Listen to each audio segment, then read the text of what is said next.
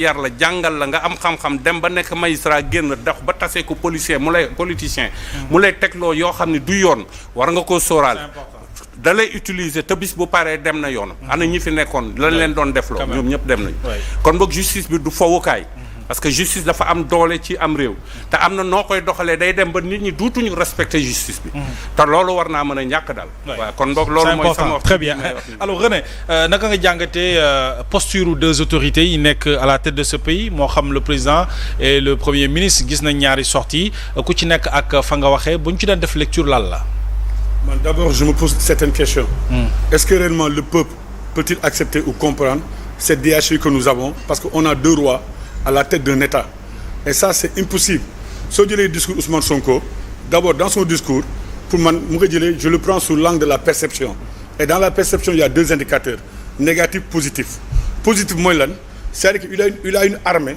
de jeunes ñoo xam ne lu mu wax rek loolu la gars yi di def la preuve on a vu quand le président Bassirou Diomaye Faye mu nommé ay nit seen DG ministre Diène attaqué ko ni gis ku mel ni keroog comme le porte-parole de la présidence mooy Ousseynou Ly mu def benn tweet joyeux anniversaire booy neex la nga yéex saaga ko wax ko man je me dis qu'est-ce qu'on a fait au bon Dieu pour mériter ces gens-là c'est-à-dire que le discours d'Ousmane Sonko c'est comme si l'intelligence s'est rabaissée pour être la servante de la médiocrité parce que aujourd'hui on est à l'ère de la médiocrité avec le PASTEF parce que mënu ma comprendre moom il a vendu du rêve à ces jeunes aujourd'hui ces rêves c'est la désillusion totale nga gis ku mel ni comme le président Bassirou Diomaye Faye est-ce que moom aujourd'hui il est prêt à accepter d'être sous le dictat du premier ministre Ousmane Sonko parce que les gens disent que Diomaye mooy Sonko Sonko mooy Diomaye et aujourd'hui on a vu autre chose Ousmane Sonko comme l'a dit le doyen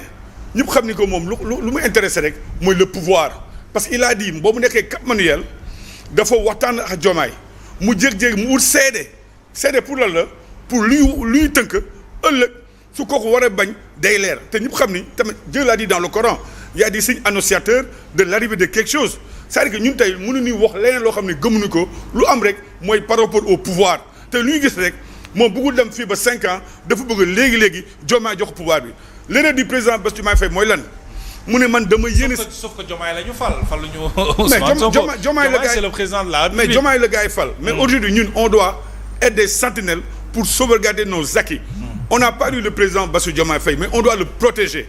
On doit le sauver de ces gens-là parce que tey dafa mel ni comme ñoom seen biir li balaa may dañuy wax parti état ils savent même pas la définition du parti état te loolu c'est extrêmement dangereux et grave c'est fini depuis le culte de la personnalité en 1953 par Staline tey soo demee dans d'autres pays peut-être le voyage qu'il a fait en Chine. man je connais beaucoup sur la Chine parce que j'ai une déformation guévariste marxiste donc xam naa ay Mao Zedong xam naa le livre rouge tout ça mais tey Chine ak Sénégal c'est diamétralement opposé. Dans les années 1958 nos grands-parents ils partaient en Russie ils partaient en Roumanie ils partaient en Chine et se formaient parce que à l'époque am benn philosophe bu tudd penseur Alexis Tocqueville mu ne le monde de demain sera dirigé par deux grandes puissances il avait cette prédiction en 1853 et c'est à partir de 1945 après la guerre que les gens ont vu l'émergence de deux blocs benn bloc capitaliste benn bloc communiste. Et aujourd'hui on est dans un monde bipolaire dans un monde boo xam ne interplanétaire ñoo xam ne ñëppay bokk tey avec l'émergence des pays comme la Chine comme le Japon c'est des pays yoo xam ne qui utilisent ce qu'on appelle la philosophie du confucianisme mooy morale discipline. Si le Japon a été bombardé en 1945 par Bolbès un Américain qui avait 24 ans rasé ko Japon nekk puissant parce que morale la éducation la yar la Sénégal lu ñu manqué tey on a assez de ressources. lu ñu manqué Sénégal mooy discipline ñii gisuma leen ak discipline parti day am discipline mënuma gëm le président Macky Sall loo ko munti waxal amoon na discipline dans le parti saa bu nit waxee dara moom da koy woo ne lii ak lii donc mos a dégg président nommé gars yi wax loolu mais man lu ma jaaxal dans tout cela. waaw tey ñoom ils sont en train de prendre le pays en otage et loolu c'est dangereux pour les Sénégalais qui ont voté pour eux. même ñun ñoo xam ne voté ñu pour ñoom. mais man tey yàlla xam ne ñaanam la ñoom ni échec suy échecé cela veut dire qu'on va rester encore 10 ans 15 ans pour reconstruire ce pays.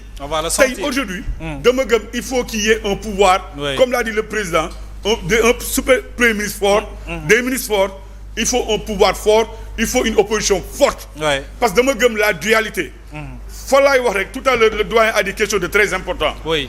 su ñu bëggee tamit moom son discours le président Bassirou Diomaye Faye dama koy nangu. il a parlé de réconciliation. c'est-à-dire que aujourd'hui quand on fait la comparaison entre le premier ministre. oui. il aborde une posture d'opposant boo xam ne boo xam ne improductif. et viscéralement anti-républicaine. oui. nga gis le président Bassirou Diomaye Faye. depuis qu'il a été président man je disais souvent on avait un président qui est confiné dans son lit au palais. mais aujourd'hui on voit que moom mu ngi sol le manteau de président mu ngi koy mët sëkk. et loolu c'est important. C'est et les important. Sénégalais. de toute obédience. ñoo ko saluer. muy APR muy feneen ma gis société bi ñëpp saluer ko. parce que ñoo looy xaar d'un président de la République. il doit être au-dessus de la mêlée. oui. tey lu am solo rek. mooy moom tey dafa war a toog xool waxtaan ak Sénégalais yi. mais pour waxtaan ak Sénégalais il faut qu'il y ait d'abord des préalables. mais là mooy les préalables mooy les gens qui sont en prison. mes pensées vont à Bachir Fofana, Mansour Faye, Abdou Nguer, Assane Diouf et Lat Diop. Badara Gadiaga. oui. donc loolu su amee. suñu mun waxtaan Moustapha Diakhaté notre doyen le doyen dafa am lu wax sànq. mu ne il faut qu'il y ait des actions. oui. soo xoolee par rapport à la théorie de Feuerbach. parce qu'on peut pas se limiter au discours ni ko doyen waxee. il faut qu'il y ait des actes quand même. faut laa ñëw dans le discours. oui. par rapport à la théorie de Feuerbach les gens ont dit que les philosophes n'ont fait qu'interpréter le monde. Aujourd'hui, il s'agit de passer à l'action. Comme disent les Anglais, action speaks louder than words. Les actions ont plus de sens que les mots. Ah oui. Aujourd'hui, ce que nous attendons du président Bassirou Diomaye Faye, moi, moi, est régulateur. Très bien. Dans ce pays, on a des chefs religieux. Parce que la politique et la religion ont toujours été ensemble. C'est à partir du système que les gens ont voulu dissocier la religion de la politique. Tey ko demee kër diine Touba na dem cathédrale na dem kër El Hadj Malick Sy na dem Layène yaakaar naa ñooñu war nañu mun toog waxtaan. Très bien. boole ñëpp. c'est pas un autre dialogue que nous avons fait dialogue boobu. ba léegi l'opposition am nañu ne kenn xamul lu xew. on conteste mais dialogue boo xam ne. parce que dama gëm tey. Dieu a créé le jour et la nuit. et dans chaque chose il y a son antagonisme. Très bien. donc tey dañu war a boole kilifa diine yooyu. ñëpp ñu toog waxtaan xool nañu demee te gëm naa le président Bassirou Diomaye Faye nu ma ko gisee il est d'une certaine honnêteté. gëm naa bugg na apaisement am gëm naa que dans son bilan bugg na bàyyi dara pour la postérité et pour l'histoire parce que les faits sont têtus. et demain les gens diront que président Bassirou Diomaye Faye moo def lii. Très bien. mais attention encore une fois.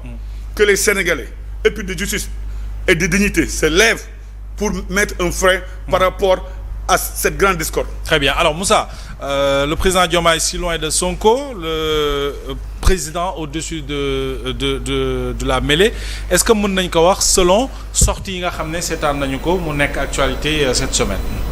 waaw li ñu mën a wax ba wax ko mooy par principe.